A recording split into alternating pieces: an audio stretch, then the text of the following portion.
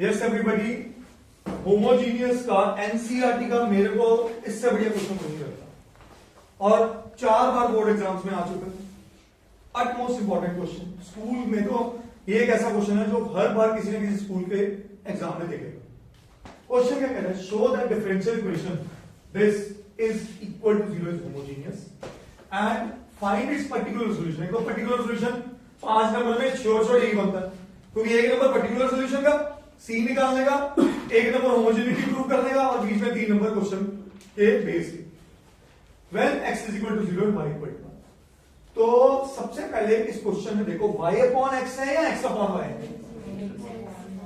तो अगर x upon Y है तो मेरे को dy dx नहीं चाहिए, क्या चाहिए?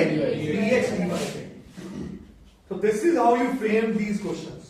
तो मैं यहां पे क्वेश्चन लिख रहा हूं 2y e की power x upon y dx is equal to, उसको उधर ले जाओ, 2x e की power x upon y minus y. I hope ये सब सबको समझ आया होगा, बोलिए ठीक है। अब यहां पे dx अपॉन dy क्या बना? ये बना 2x e की power x upon y minus y upon 2y e की पावर। तो ये जो पार्ट मेरा बना बेटा, ये बन गया f of x y. I hope you understood. अब मुझे क्या निकालना है? f of lambda x lambda y. तो मैं यहां पे f of lambda x lambda y 2 times x की जगह क्या लग गया?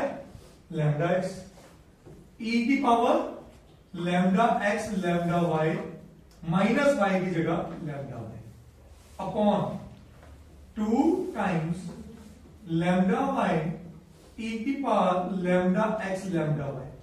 ये जो पावर में लैम्डा थे तो आपस में कट गए और बाकी लैम्डा कॉमन होके बाहर भी निकल गए। तो मैं इस चीज को लिख सकता था लैम्डा की power 0 f of x y. क्या ये बात समझ आई सबको? So therefore the differential equation is homogeneous. सही है मेरा पहला स्टेप है। अब क्या करना है? Put x is equal to y। उसको आप सोचो x upon y is equal to v, आसान लगता है आपको। तो मैं यहां लिख रहा हूं put x upon y is equal to v और इसको मैं लिख सकता हूं x is equal to v y. फिर वही differentiate both sides with respect to x, नहीं विद रिस्पेक्ट टू y होगा क्योंकि मुझे dx dy चाहिए। So differentiate both sides with respect to y। तो ये बना dx dy first function into derivative of second 1 plus second function into dv dy। तो ये मेरे पास बन गया dx dy का एक पार्ट, ये सेकंड इक्वेशन और ये first equation. So compare 1 and 2 and put x is equal to vy। So 2x की जगह अगर vy, e की पावर x अपॉन y की जगह अगर लिख दिया v लिख दिया minus y upon 2y e की पावर v। क्या ये बात समझ आई? मैंने उसको ट्रांसफॉर्म कर दिया। श्योर है बेटा? x की जगह क्या लिख दिया? vy, सही है। और x अपॉन वाई की जगह क्या लिख दिया? v लिख दिया। ये सारी चीज लिख दी और ये किसके बराबर हो गई? इसके बराबर v plus y dv dy। बोलो सारा क्वेश्चन v और y में आ गया। अब सिंप्लीफाई कर दो तो 2vy e की power v minus y upon 2y e की पावर v, इधर से ये v आगे माइनस हो गया is equal to y dv dy। Yes, LCM ले। एलसीएम लेने टाइम देखो क्या बन रहा है? 2v y e की power v minus y minus 2v y e की पावर v। डिनोमिनेटर में 2y e की power v is equal to y dv dy। ये फिर से पूरा कैंसिल, और ये y से ये y भी कैंसिल, ये बना -1/2 is equal to y dv dy। अब एक तरफ ले आओ, -1/2 बाहर,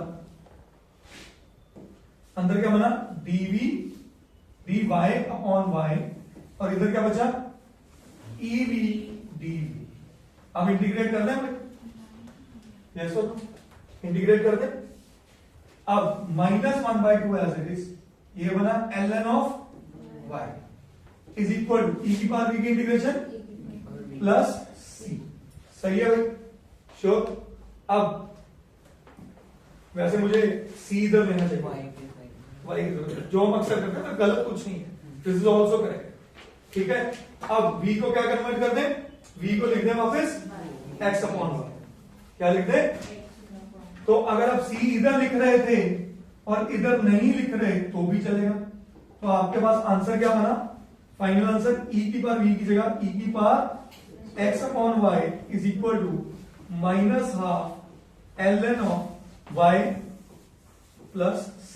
अच्छा, फिर आप ln c भी खेल सकते थे, तो आप पे totally this is also 100% correct answer.